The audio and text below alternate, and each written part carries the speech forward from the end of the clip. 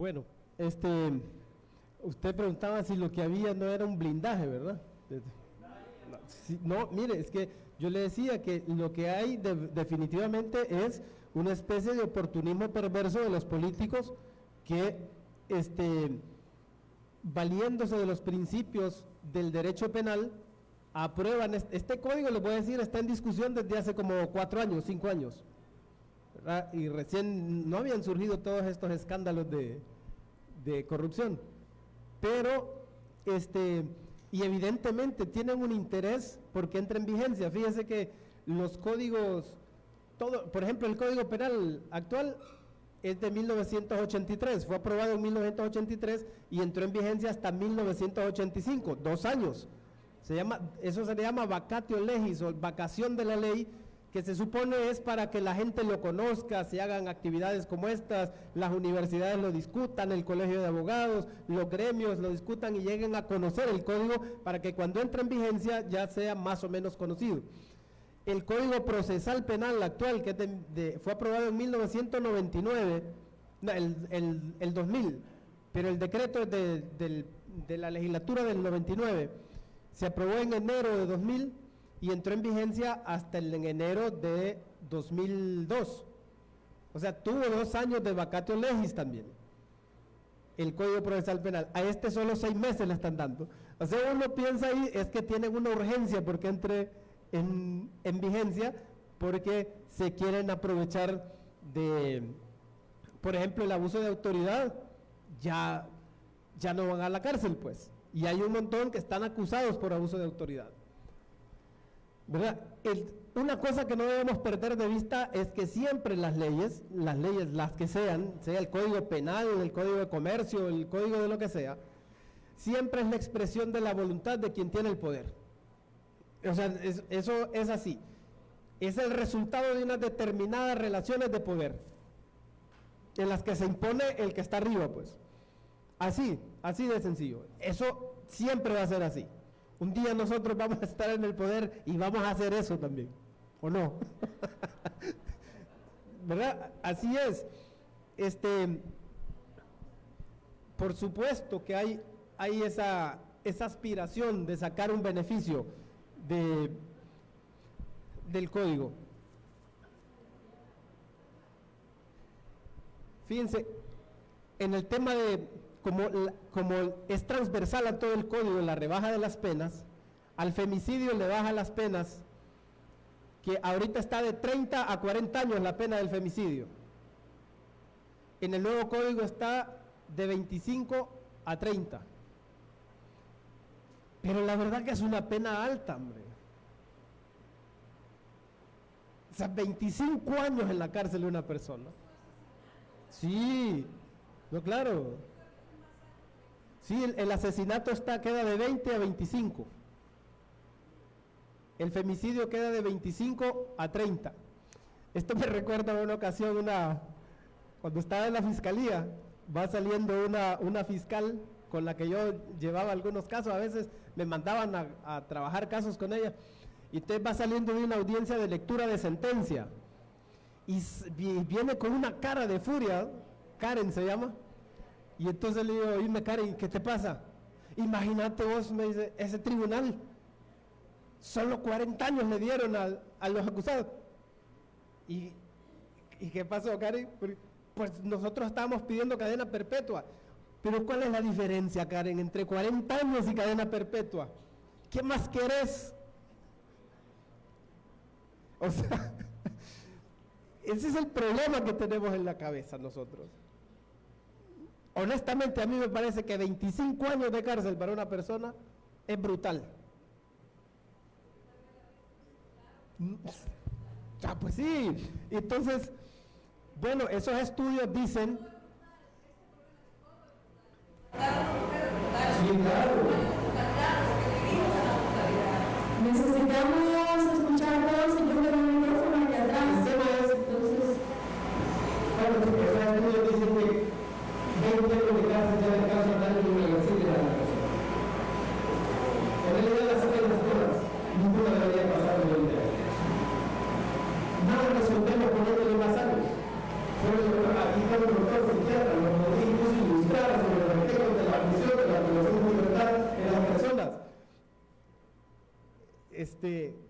ojalá un día tengamos que prescindir de las penas privativas de libertad.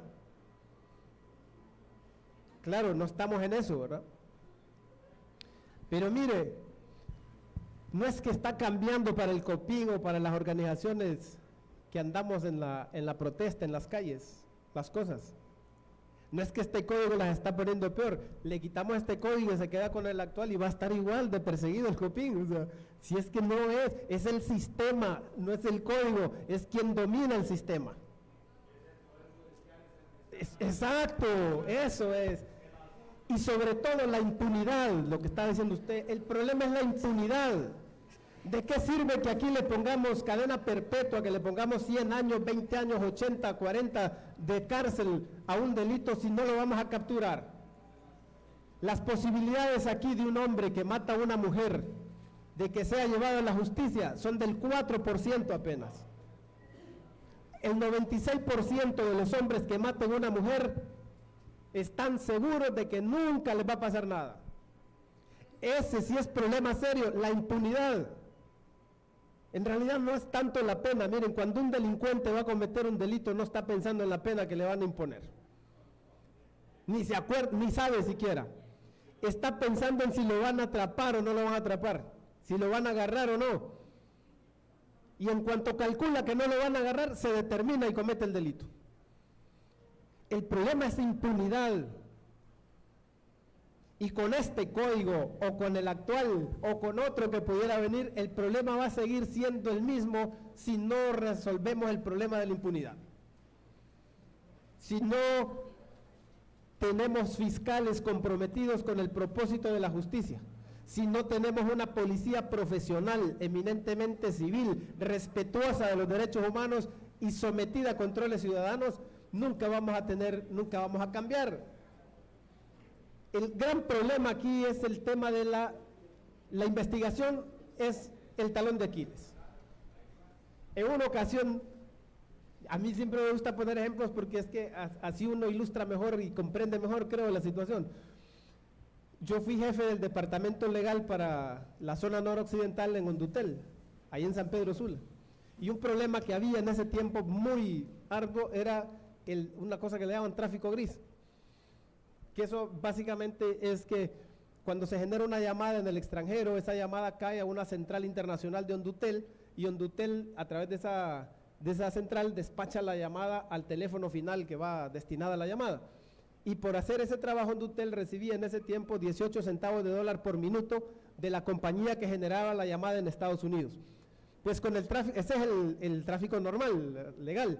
Con el tráfico gris lo que pasaba es que la llamada se generaba allá y en vez de mandarla a una central de Hondutel, la mandaban a la nube de internet y de la nube de internet era capturada acá en un aparatito que conectaban en cualquier lugar que rentaba el delincuente, la capturaba y bajaba líneas de teléfono de la calle y las conectaba a su aparatito. Entonces cuando llegaba la llamada que capturó del internet al aparatito, la despachaba con una de las líneas que había conectado ahí, digamos que era la mía. Y entonces conectaban mi línea al aparatito y de mi línea salía la llamada para usted. Entonces la llamada usted la recibía y miraba en su celular como que era una llamada local. Y tal vez usted me conoce, hey Omar, decía usted, ¿qué pasó? No, soy tu primo de allá de Estados Unidos que le estaba hablando.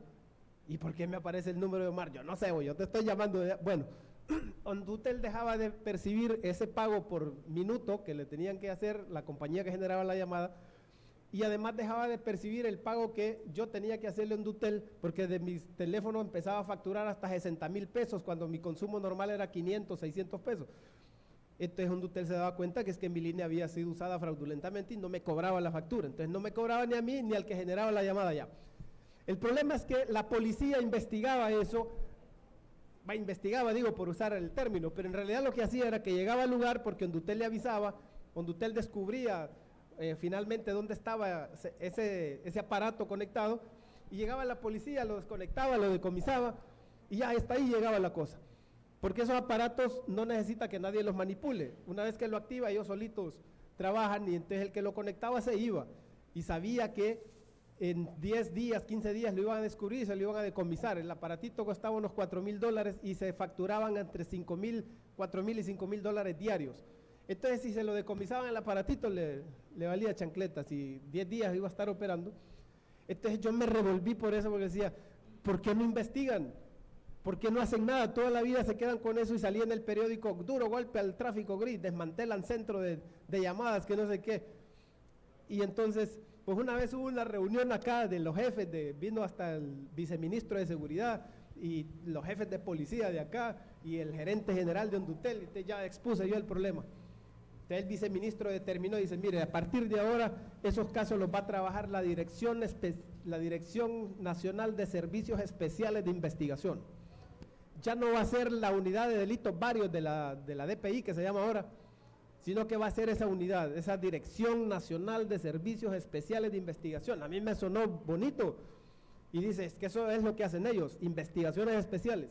Vaya pues, a mí me pareció bien. El asunto es que cuando ya empiezan a hacerse los primeros operativos, no tenían ni carro, no tenían ni cámara, yo tenía que andar buscándoles carro y cámara para poder hacer el operativo. Y pasaba exactamente lo mismo, decomisaban el aparato, salían las noticias, y ya como al tercer operativo le digo a uno de ellos, óigame, ¿y ustedes han trabajado algún caso de estos? Pues yo he ido a los 3 operativos que hemos hecho. No, le digo, yo te digo que si has trabajado el caso, si has recabado información, si tenés idea quiénes son, dónde están, cómo operan, quién dirige todo esto, si tienen conexiones internacionales, no, es que eso es vergueado. Así es la investigación en nuestro país. Con eso que es la cláusula de cierre del caso. No se puede investigar porque es vergueado. Entonces, mientras no superemos ese problema de la deficiencia profesional de la policía nuestra para investigar los delitos, las posibilidades de hacer justicia van a ser remotas siempre, o nulas. Entonces yo insisto, no es tanto la pena, es la impunidad. La pena de 20 años para arriba es terrible, ya es más un acto de venganza lo que estamos buscando ahí, y la verdad el derecho penal no debe ser venganza. Vamos ahora a una nueva ronda, tengo 5 pendientes, adelante. Bueno, buenas tardes, mi nombre es David Yanes, periodista independiente y documentalista. Bueno, así como dice usted, que le decían en aquel entonces que la investigación terminaba con un vergueado, ahora vemos que la investigación termina en ajuste de cuentas o pelea de territorios, y ahí se terminó todo, ¿verdad? En cuanto al Código Penal, el nuevo Código Penal, lo que nos preocupa principalmente es, digamos, el tema de corrupción. Y nos preocupa que, por ejemplo, los corruptos prácticamente se están blindando. Además nos preocupa que en los medios masivos ya sea como una pauta a cumplir que periódicamente o muy frecuentemente estén llevando a defender esos temas de corrupción del nuevo Código Penal a personajes como Jaime Vanegas, que es uno de los defensores de casos emblemáticos de corrupción, y a otros personajes, bueno, que aquí todos sabemos que es casi un parásito, Omar Rivera, personajes como ellos que estén defendiendo esos temas. Y el tema de abrogación, muchos creo aquí que lo ven que abrogar ese nuevo Código Penal es una de las salidas. Y, por ejemplo, usted, abogado, nos dice que el nuevo código tiene luces, que se deben, que no es necesario abrogarlo. Pero si la voz popular está diciendo que se debe abrogar, pienso yo que una de las salidas sería abrogarlo y retomar esas cosas buenas de esta propuesta que se tiene actualmente, para insertarlas en un nuevo o en una nueva propuesta. Gracias. Segundo, estoy dando la palabra por orden de levantar la mano y me voy acercando. Su nombre y la pregunta, por favor. Bueno, buenas tardes, María del Carmen García.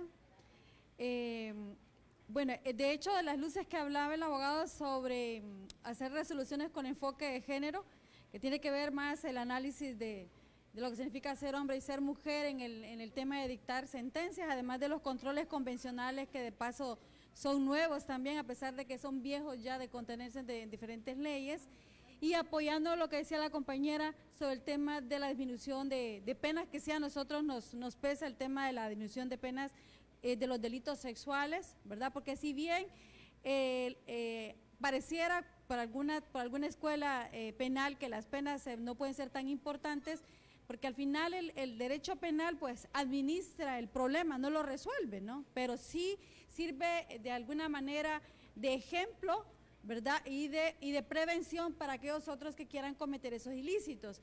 Entonces también este es un código que niega los derechos a las mujeres también de la libertad de decidir sobre su cuerpo, penalizando completamente el aborto, a pesar de que al Estado de Honduras se le ha señalado en diferentes informes de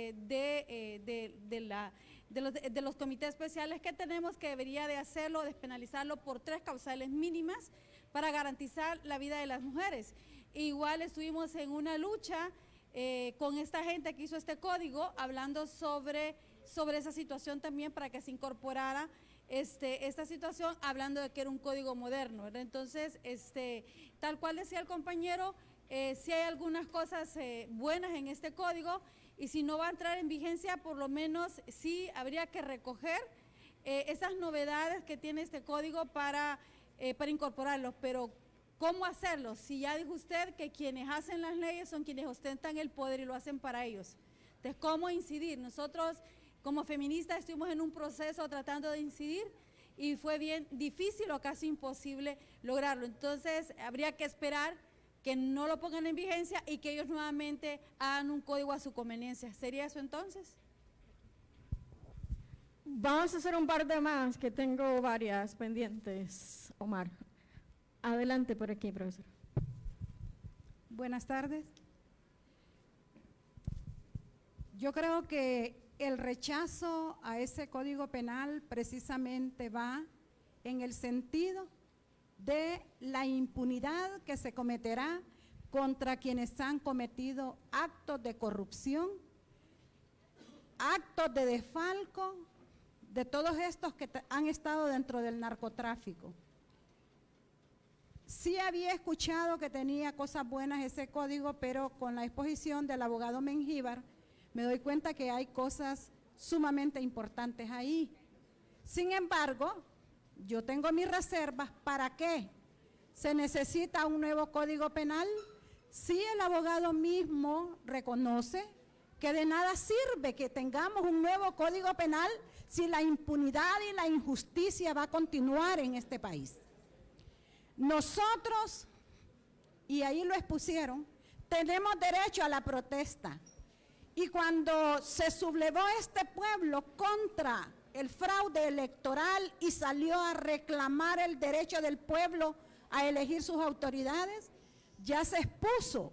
Tuvimos asesinados, tuvimos golpeados, tuvimos encarcelados, hasta hoy todavía 4 compañeros presos políticos que no han querido reconocerlos como tal porque dicen que fueron delitos comunes, cuando se dio en el ambiente postelectoral reclamando el derecho del pueblo. Ahí están los compañeros, año y 8 meses presos todavía, y no ha sido posible que se logre sacar en libertad a los compañeros que fueron acusados injustamente. Se los llevaron a un tribunal de jurisdicción nacional cuando no tenía que ser, y han manipulado completamente el proceso para mantenerlos en la cárcel. Están interesados en que estos compañeros se pudran ahí en la cárcel. Entonces, ¿de qué justicia hablamos en este país, compañeros y compañeras? Ese código que recoge cosas buenas, yo también creo que lo que expone David Llanes es importante. Bueno, deberían darnos la oportunidad entonces de que esas cosas que se señalan como buenas, pero que a lo mejor no va a servir de nada porque no lo van a respetar. Así es que yo dejo aquí para manifestarme en que en este país, desgraciadamente, quienes nos gobiernan, el sistema judicial de este país está carcomido y está controlado, y necesitamos luchar para recuperar la institucionalidad en este país. Y eso solamente va a ser posible cuando todos salgamos a la calle a exigir un cambio de sistema, un cambio de modelo en este país. Muchas gracias.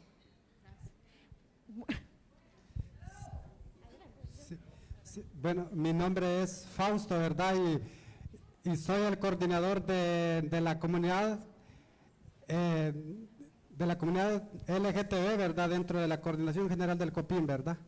Y mi nombre es Fausto, ¿verdad? Y soy el que coordina, ¿verdad? La comunidad LGTB dentro de la coordinación de COPIN, ¿verdad? En el foro que tuvimos el 5 de julio, en las estadísticas que dio los compañeros Gustavo, él informó de que habían más de 300 muertes, ¿verdad?, de la diversidad sexual, ¿verdad? Entonces yo me gustaría que esas 300 muertes se sumen también, ¿verdad? Lo que me antecedió la compañera de anterior, ¿verdad? Y sabemos de que bueno, vamos a seguir en la calle, ¿verdad? Pero que conste que el pueblo va a seguir poniendo los muertos, ¿verdad? Y bueno, pero esperamos, ¿verdad?, que haya justicia, ¿verdad? Una más y luego voy a hacer otra ronda. Buenas tardes, soy Juan López del Bajo Aguán y no preguntaré, haré un breve comentario, pero tal vez pidiendo a Omar que nos dé como algunas ideas de por dónde debemos encarrilar más concretamente los procesos de lucha.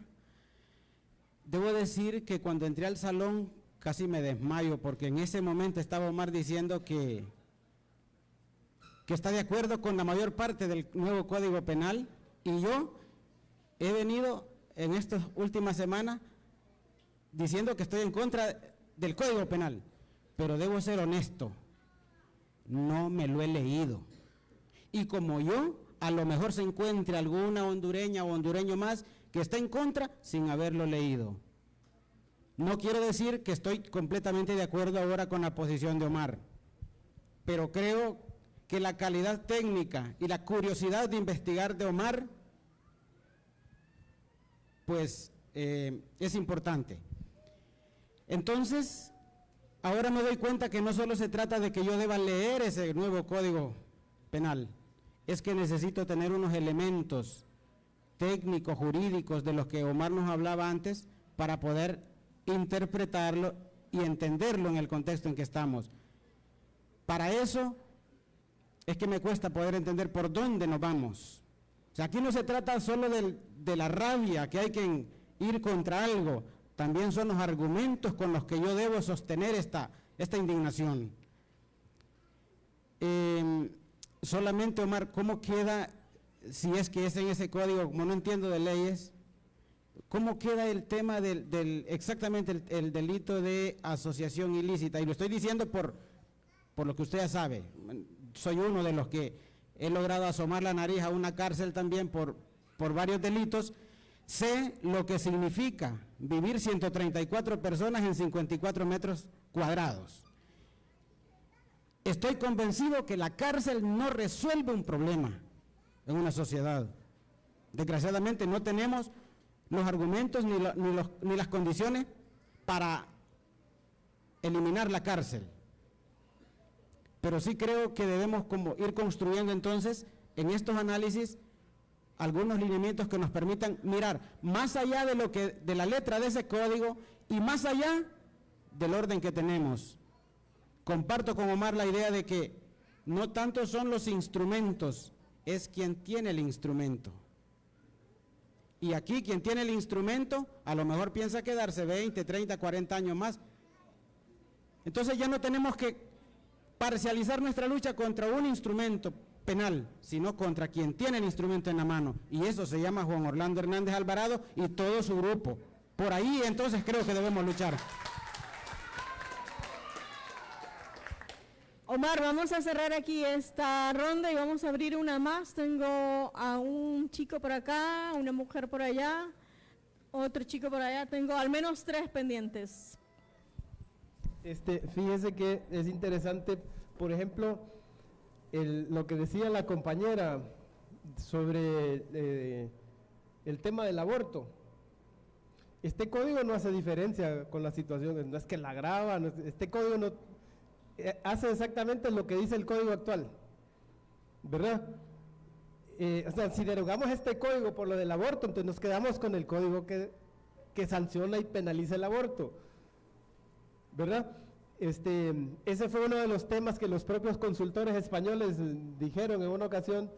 Nosotros aquí tenemos libertad para proponer el modelo, el tipo de código penal que nosotros consideremos es el que corresponde con las condiciones de ustedes. Solo tenemos una restricción, y eso sí nos han dejado bien claro los diputados y la gente con la que hemos reunido. El Congreso fue que los contrató. El tema del aborto no se toca, se va a quedar así como está. Esa es una batalla, digamos, que se debe continuar, ¿verdad? Pero no es que el código actual, este código que se aprobó, agrava la situación o que lo vamos a derogar porque no le da libertad a las mujeres de disponer de su cuerpo. Es que así está actualmente, y esa es una lucha que se debe continuar y debemos acompañar. Pero fíjese, por ejemplo, el tema de violación, porque es que dice la compañera que le baja las penas al delito de violación. ¿Cuál es el tipo de violación más frecuente? El que el hombre abusa de su fuerza, la emplea contra la mujer y mediante violencia la somete sexualmente. Ese es el tipo de violación más frecuente. Hay otros tipos de violación que están también en la ley, pero el más frecuente es ese.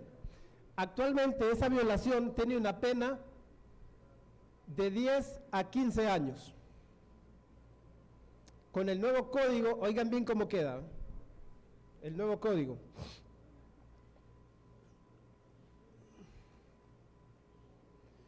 Dice, el delito de violación debe ser castigado, y este código usa siempre esa expresión, debe ser castigado, debe ser castigado. El delito de violación debe ser castigado con las penas de prisión de 9 a 13 años.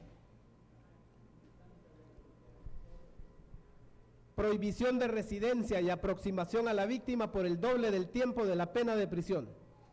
De 9 a 13, entonces uno dice, pero si en el actual está de 10 a 15.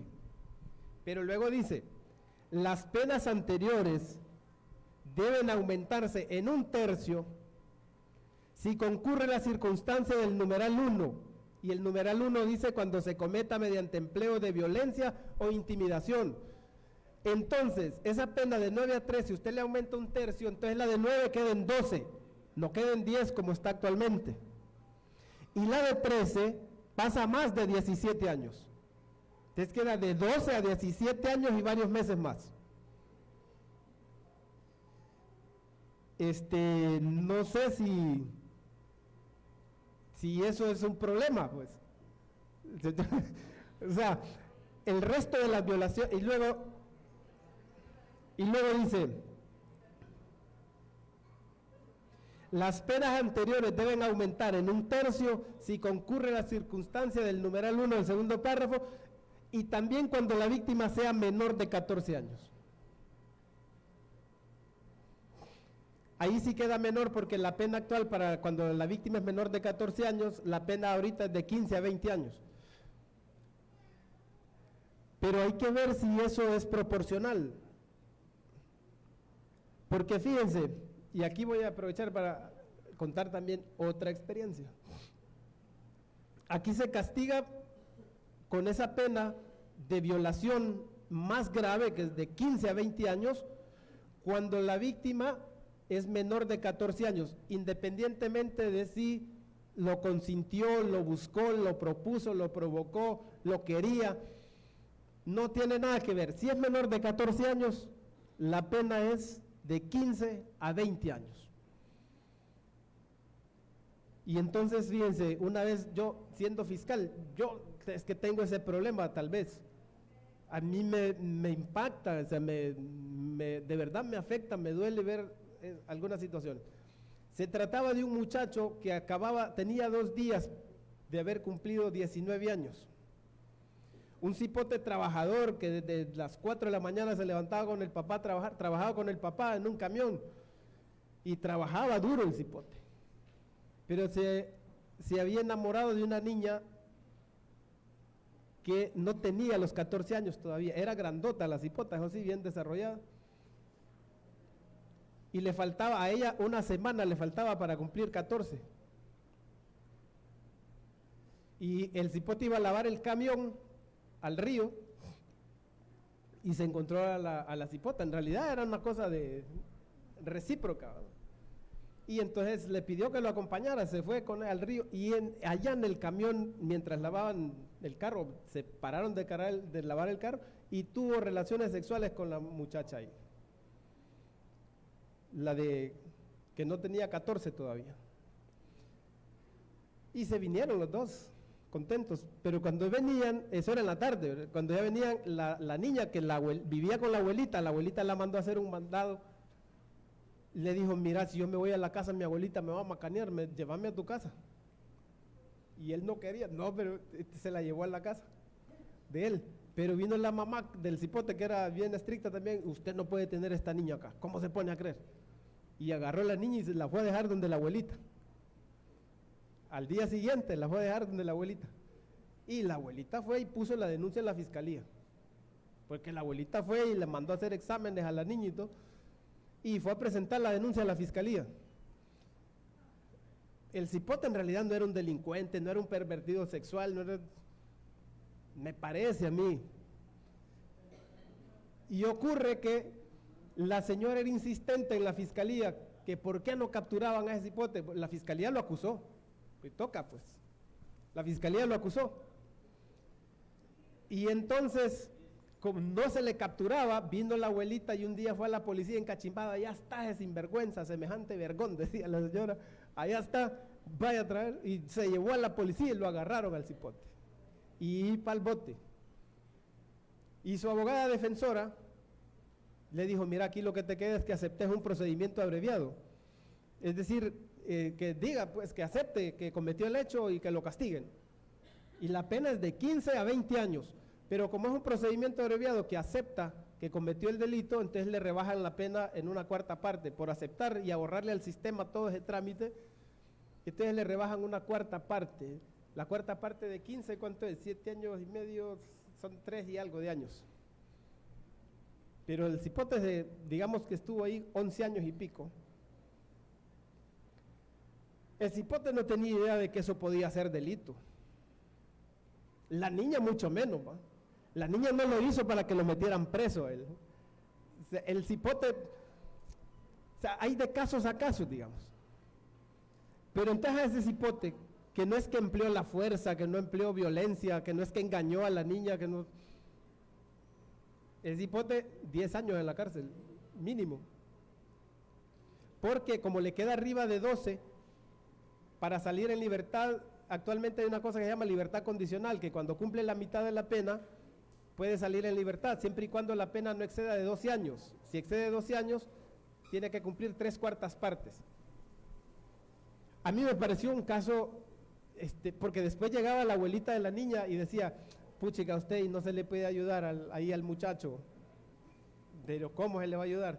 No, es que yo miro el sufrimiento de la madre y si a uno le da pena. Y él en realidad es buena persona, dice, él es buen muchacho, lo que pasa es que yo me molesté, pues, y la señora quería regresar la situación y no se podía, pues, ¿verdad? Entonces, claro, esos no son los casos más frecuentes. Hay otros casos, por ejemplo, como en aldeas remotas, en las montañas, donde es como una cosa que incluso los papás casi que obligan a la niña que desde como los 12, los 13 años ya tenga su pareja, se juntan y tienen familia y tienen hijos, y un día la fiscalía se entera y va y acusa al cipote o al hombre que es el papá de los niños que tiene esa niña y mete preso al papá de los niños. Yo digo, eso no resuelve el problema. O sea, hay varias consideraciones ahí que hay que hacer. No es sencillo, es un asunto complejo en realidad, pero yo lo que quiero es que pensemos de manera crítica si las penas graves, si aumentar penas, si poner penas de 30 años para arriba es lo que de verdad necesitamos para resolver el problema. Yo honestamente me cierro y digo que no, que esa no es la solución. Debemos exigir políticas integrales para enfrentar el fenómeno de la criminalidad.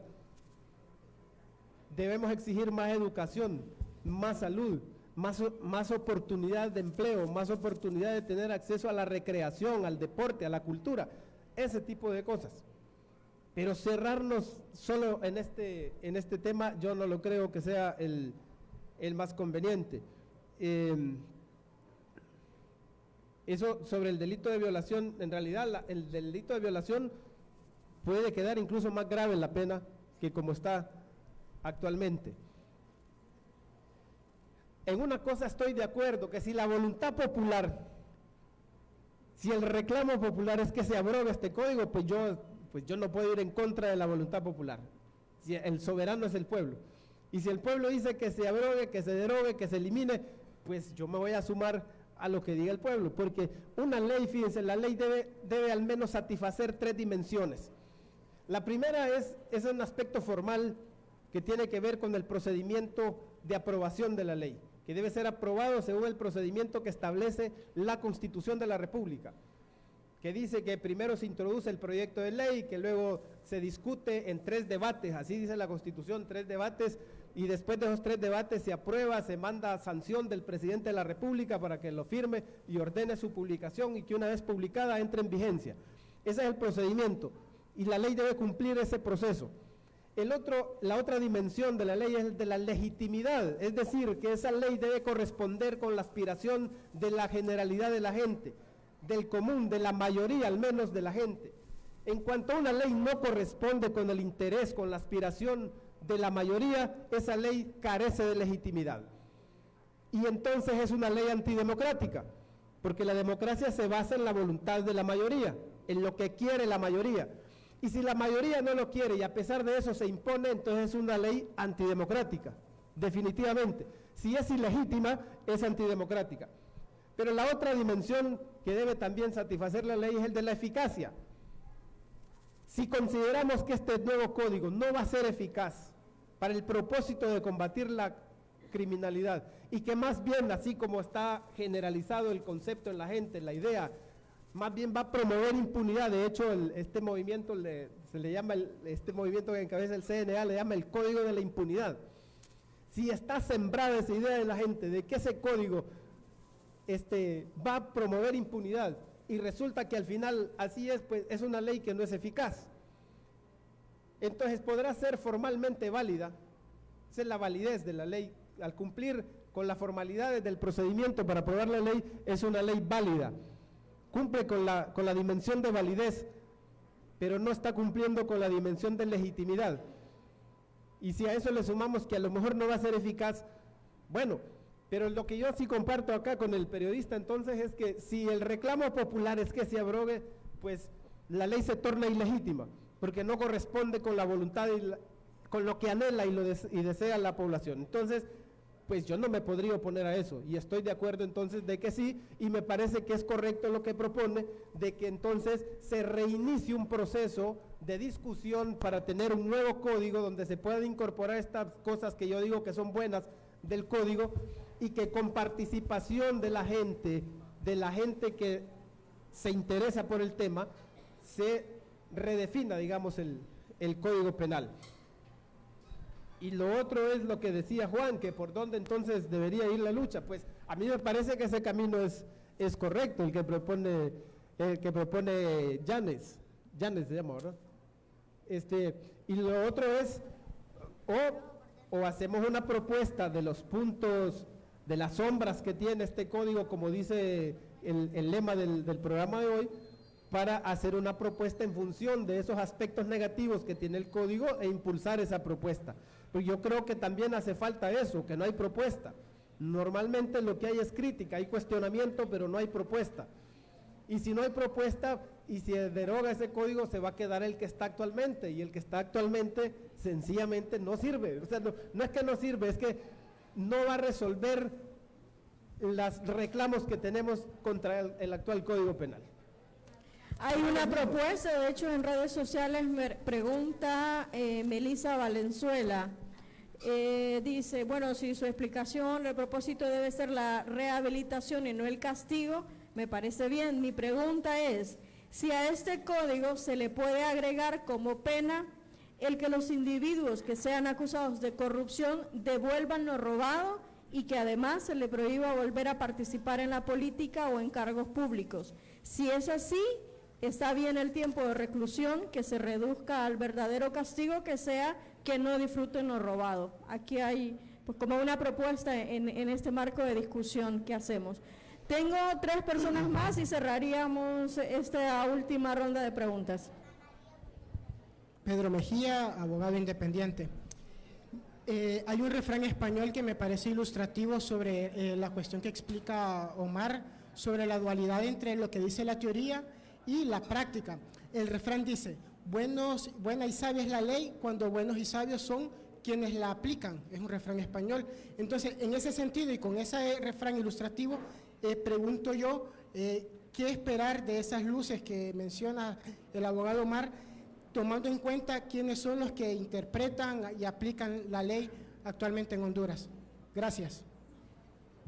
Bueno, no hay preguntas por aquí atrás, entonces voy a terminar allá adelante. Aquí tenía un chico que tenía la mano levantada hace mucho rato. Adelante. Gracias. Soy Selvin del Copín y, bueno, más que todo una reflexión rápida. No es que en todo sea pesimista. La neta es que no están combatiendo el Estado en ningún momento la raíz del problema. Lo que está haciendo solamente buscando una forma de justificar su problema. Y aparte del Estado en sí o del gobierno actual, lo que está haciendo ahorita es el reflejo de sus intereses para mantener el poder, el dominio, para poder así justificar la muerte. Una es que para mí la verdadera asociación ilícita en Honduras es la del Partido Nacional, ¿verdad? Porque es la que nos está jodiendo directamente. Y bueno, una es que la agudización de la criminalidad aumenta el problema y lo justifica. Aparte, digamos, los verdaderos afectados y afectadas, según lo que logré escuchar, y aparte he estado escuchando estos días un poco sobre cómo van estas leyes, afecta primero a los derechos de las mujeres. Segundo, a los derechos de todas las personas a quienes realmente les está afectando en el país todas las leyes, digamos, como la de la salud y educación y tantas más de privatización en el país. ¿A quién va a joder? Estudiantes, campesinos, también a los pueblos indígenas, y así les podría seguir contando mucho más, a periodistas. Si ahí está estipulado la justicia popular y realmente que se pida que realmente paguen los ricos, porque ellos aquí, estas leyes al final no las abarcan, ¿va? Ahí los que tienen saco y corbata no los topan, y ellos son los que realmente tienen el país como está, así de jodido. Y bueno, que la lucha por cambiar como pueblo lo que nos afecta, y que realmente no está la oportunidad, porque esta no la hace el pueblo. Yo estas leyes nunca las puse, ¿va? Y no sé quién carajo las puso al final. Y yo sé que es el Estado, que haya, como ya estipulado, pero el pueblo nunca participó en esto, entonces no lo aceptamos. Y bueno, que a mí no me parece del todo correcto, y bueno, que el pueblo tenemos que hacer algo al respecto. Gracias. Muchas gracias, Copa de la UAN. Felicita a Omar por la exposición magistral, a la radio y al ERIC por estos espacios. Marlene Quintero dice, bajo este gobierno no se debe permitir cambiar nada porque ellos están haciendo todo lo que ellos quieren. Y también Telmis Alexandra dice, hay que leer el código. Todos los hondureños debemos saber las obligaciones y los derechos que tenemos como ciudadanos. Adelante. Buenas tardes. La verdad es que todas las leyes que este gobierno puede emitir no van a ser a favor del pueblo, ninguna, no podemos esperar nada bueno de este gobierno, y precisamente todo tiene sus pros y sus contras, y a lo mejor lo poco de bueno o positivo que podría tener es el enganche para que la gente diga, es bueno, aceptémoslo, y por lo tanto, pero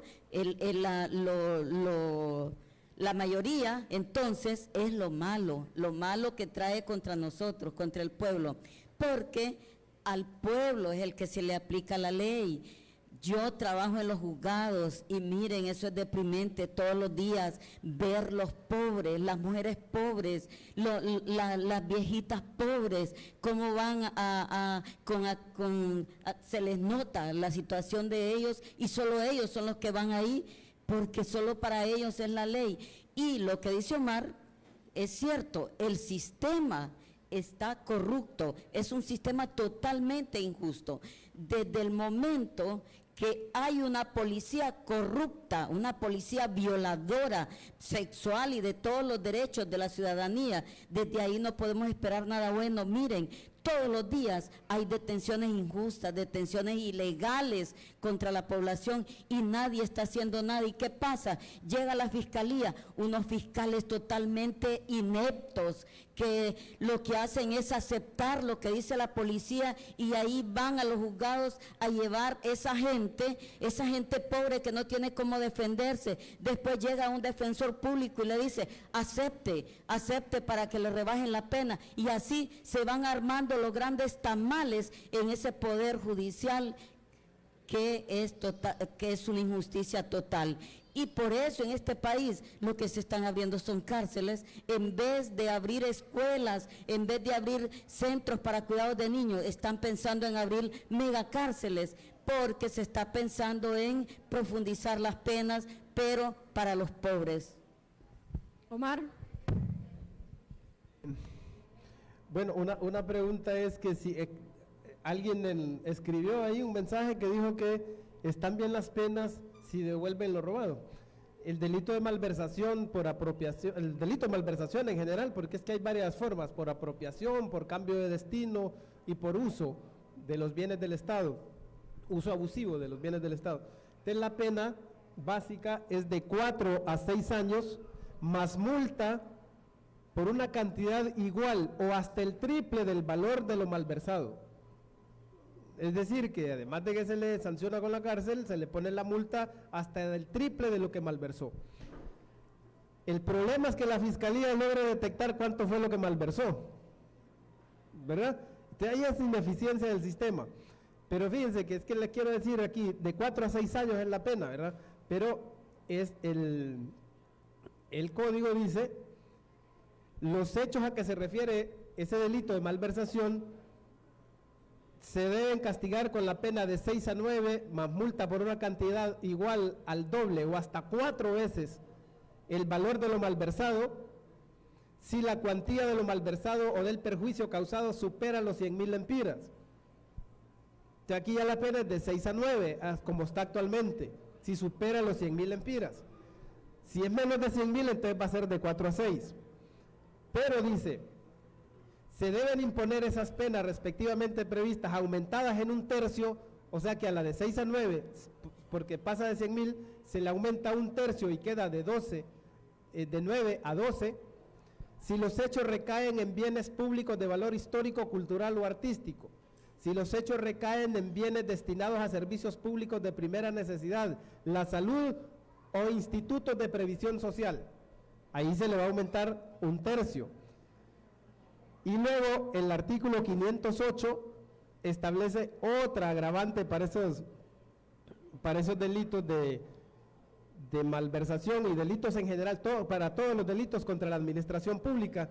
Establece un agravante que dice, las penas previstas en este título, que se refiere a los delitos contra la administración pública, incluido el de malversación, se incrementarán hasta un máximo de 1/4 cuando concurra alguna de las circunstancias siguientes: si se causa con el delito un grave quebranto para un servicio público o los hechos se cometen en el seno de un grupo delictivo organizado, como actualmente. Por ejemplo, todo eso de Pandora y todo el saqueo que han hecho, en realidad se estructuraron como una organización criminal para saquear al Estado. Entonces, como ven, la pena en realidad queda más grave de como está actualmente. Porque después de aumentarle 1/3 a la pena de 6 a 9, después, si acredita que se cometió en el seno de un grupo delictivo organizado, le aumenta 1/4 más. Entonces la de 12 queda en 17. Hasta 17 años puede quedar preso una persona por malversación de caudales públicos. Entonces, a veces lo que pasa es que nosotros nos dejamos llevar por la primera impresión, pero con esto yo no estoy diciendo que en los delitos de corrupción, porque en otros le bajan la pena. Por ejemplo, al de fraude le bajan 6 meses a la pena máxima, dejan la pena mínima igual, pero a la máxima le bajan 6 meses. Pero si acredita que se cometió en el seno de una organización, de un grupo delictivo organizado, entonces le va a aumentar 1/4. Entonces eventualmente va a quedar más grave que como está actualmente, ¿verdad? Hay otros delitos que sí le quitan la pena, como les decía, el de abuso de autoridad, y entonces solo se queda con inhabilitación. ¿Qué otra pregunta eran?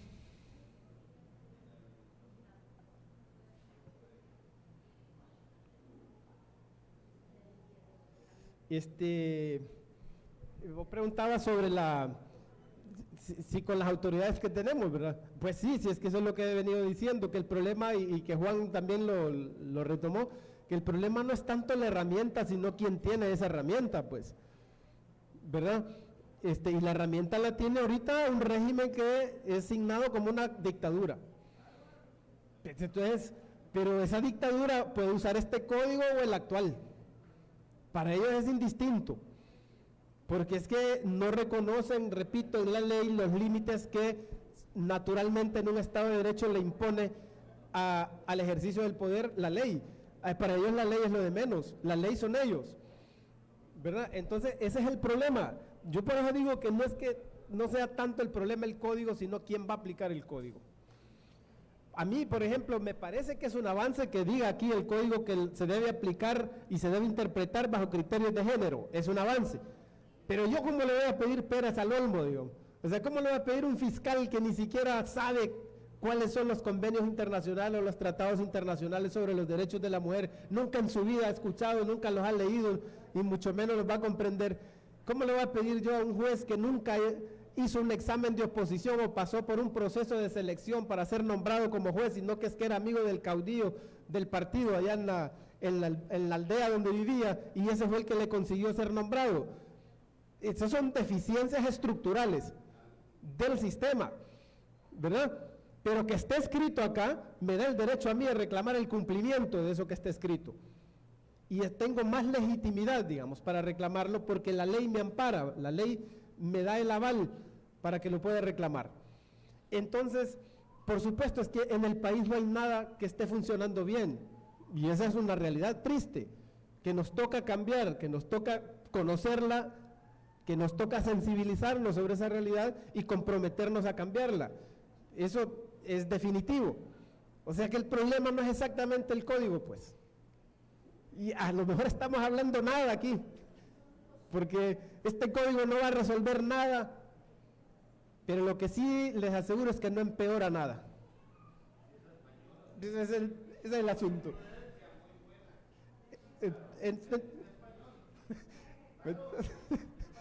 Entonces, yo creo que lo correcto es que estudiemos el código, que lo leamos, que busquemos o que sigamos el camino que dijo el compañero Yanes allá, puesto que no tiene legitimidad el código, porque el rechazo es generalizado, digamos, para el código.